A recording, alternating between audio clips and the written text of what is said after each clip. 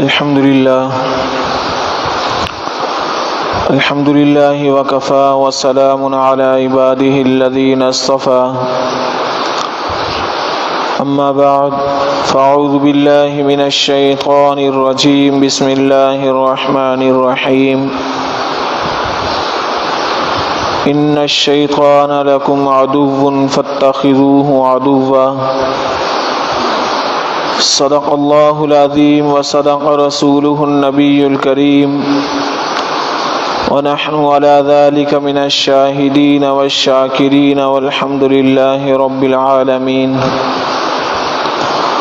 اللهم صل على سيدنا محمد وعلى آل سيدنا محمد وبارك وسلم.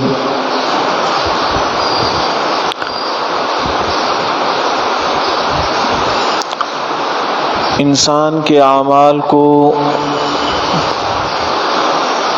برباد کرنے کے لیے شیطان کے مختلف ہتھ کنڈے ہیں، حربے ہیں. شیطان کے بارے میں رب تعالیٰ نے فرمایا کہ ان الشیطان لکم عدو، شیطان تمہارا دشمن ہے. فاتخذوہ عدوا، اور تم اس کو اپنا دشمن بنائے رکھنا، مانے رکھنا. آخرت کو تباہ کرنے کا ایک دشمن شیطان ہے جس کے بارے میں فرمایا، اور دوسری جگہ بیوی بچوں کے بارے میں فرمایا کہ یہ بھی تمہارے دشمن ہے. یا ایھا الذین آمنوا ان من ازواجکم واولادکم عدو فاحذروہم، اے ایمان والو، تمہاری بیویاں، تمہاری اولاد یہ تمہاری دشمن ہے، ان سے اپنے آپ کو بچاؤ، اپنے آپ کو ان سے بچاؤ. تو پتہ چلا کہ بیوی بھی دشمن ہے، اولاد بھی دشمن ہے. لیکن بیوی بچے انسان کے دشمن اس وقت ہیں کہ جب کوئی اللہ کا حکم پورا کرنا ہو اور اس کے درمیان بیوی حائل ہو جائے یا بچے حائل ہو جائیں، اور انسان اس عمل کو نہ کر پائے، تو ایسی صورت میں یہ بیوی اس کی دشمن ہے، یہ بچے اس کے دشمن ہیں.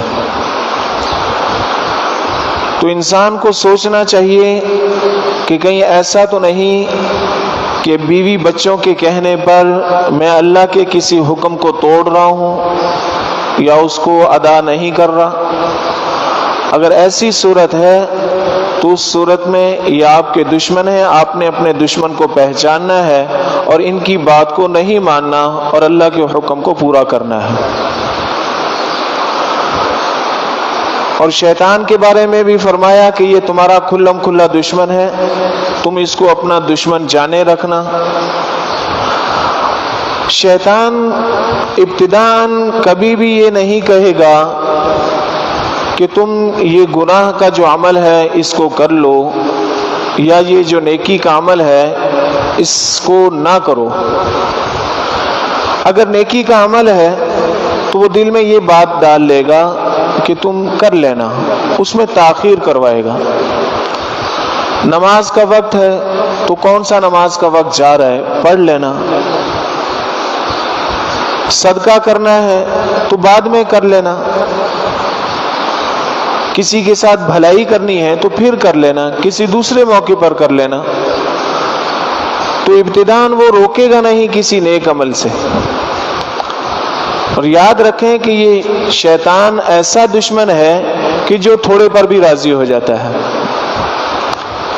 ضروری نہیں ہے کہ پوری 5 کی 5 نمازیں وہ آپ سے نہ پڑھوائے، بلکہ اگر اس نے فجر کی نماز چھوڑ دی تب بھی وہ راضی ہے، عشاء کی نماز چھوڑ دی تب بھی وہ راضی ہے. تو ایک آدھی نماز کو چھوڑنے پر بھی وہ راضی ہو جاتا ہے. یہ ایسا دشمن ہے. تو ابتداً وہ تاخیر کروائے گا، بعد میں کر لینا۔ مثلا داڑھی رکھنی ہے تو ابھی تو جوانی ہے، بعد میں رکھ لینا۔ اور بسا اوقات یہ شیطان انسان کے جو رشتہ دار ہیں وہ بھی واقع ہوتے ہیں، ابھی تمہاری عمر ہی کیا ہے، جب شادی ہونے لگے، شادی ہونے کے بعد داڑھی رکھ لینا، کون سا تمہیں منع کر رہے ہیں۔ اور اس داڑھی کا بسا اوقات تو گھر والے ایسا مذاق اڑا رہے ہوتے ہیں کہ جب داڑھی اس نے بڑھا دی ہوتی ہے تو کہا جاتا ہے کہ یہ کیا تم نے مجذوبوں جیسی شکل بنا لی ہے، اپنا حال حلیہ کیسا بنا لیا ہے، نعوذ باللہ من ذالک۔ تو دوستو، ایک ہے اس سنت کو نہ رکھنا اور ایک یہ کہ اس کا مذاق اڑانا، یہ اس کا استہزاء ہے، مذاق ہے، یہ کفر ہے۔ کسی کو نیک عمل کرتے ہوئے اس کا مذاق نہیں اڑانا، تو وہ تاخیر کروائے گا، ابھی نہیں بعد میں کر لینا۔ تو میرے دوستو، کیا ہمارے پاس اتنا وقت ہے کہ بعد میں ہم اس عمل کو کر لیں؟ اتنی مہلت ہمارے پاس ہے؟ اس کی مثال تو یوں بنتی ہے کہ جیسے ایک راہٹ والے کے پاس کوئی اپنا اونٹ لے کر آ گیا اور اس نے اس سے کہا کہ بھئی مجھے پانی پلوانے دیں اونٹ کو، تو راہٹ والا کہتا ہے کہ جی پلا لو۔ جب وہ پانی پلانے کے لیے قریب لاتا ہے اپنے جانور کو، اونٹ کو، اب اس راہٹ کی اپنی ایک آواز ہے، گڑ گڑ گڑ گڑ گڑ گڑ، اب اس سے اونٹ ڈر رہا ہے۔ تو اونٹ والا راہٹ والے کے پاس آتا ہے پلٹ کر اور اس سے کہتا ہے کہ بھائی تھوڑی دیر کے لیے اگر تم اپنا راہٹ بند کر دو گے تو میرا جانور پانی پی لے گا۔ تو اس راہٹ والے نے اس سے کہا کہ بھئی دیکھیں، اگر میں نے راہٹ کو بند کر دیا تو پانی آنا بھی بند ہو جائے گا، پھر آپ اپنے جانور کو پانی کہاں سے پلاؤ گے؟ اگر آپ پانی پلانا چاہتے ہیں تو اسی گڑگڑ کے اندر ہی پانی پلا لیں۔ تو میرے دوستو، انسان کی یہی زندگی ہے، اس کو بسا اوقات اپنی مجبوریاں نظر آتی ہیں جو شیطان دکھاتا ہے، دیکھیں یہ بھی تو تمہارے لیے ایک مسئلہ ہے، تمہارے سامنے یہ بھی تو ایک مشکل درپیش ہے، یہ جب حل ہو جائے تو اس کے بعد تم جو ہے نیکی کی طرف آ جانا، نمازوں پر لگ جانا۔ اور بسا اوقات انسان کیا کہتا ہے، جب میں حج کرنے جاؤں گا اس کے بعد سنت کے مطابق داڑھی رکھ لوں گا۔ کیا اتنی مہلت ملے گی اس کو؟ اس وقت یہ راہٹ بند ہو چکا ہوگا، پھر انسان اپنے جانور کو پانی نہیں پلا سکے گا، پھر یہ نیک اعمال نہیں ہو سکیں گے۔ تو شیطان کی یہ جو خفیہ تدبیر ہے، کوئی انسان کو اعمال سے روکتا نہیں ہے، بلکہ کیا ہے، اس کو مؤخر کرواتا ہے۔ ہم نے فوراً اس نیک عمل کو کرنا ہے۔ بزرگوں کا عمل تو یہ تھا کہ اگر وہ غسل خانے میں نہانے کے لیے گئے تو وہیں سے بیگم کو آواز لگاتے تھے کہ بیگم میں نے اتنے پیسوں کی نیت کر لی ہے، یہ پیسے صدقہ کر دینا۔ بیگم نے پوچھا باہر جب نکلے تو آپ بعد میں بھی کہہ سکتے تھے، کہنے لگے نہیں، کیا مجھے اتنی مہلت ملے گی کہ میں باتھ روم سے جو ہے وہ زندہ واپس آؤں؟ ابھی میں نے نیت کر لی ہے، ہو سکتا ہے شیطان مجھے بہکا دے اس موقع پر، بعد میں آنے پر، تو فوراً اس عمل کو کرنا ہے۔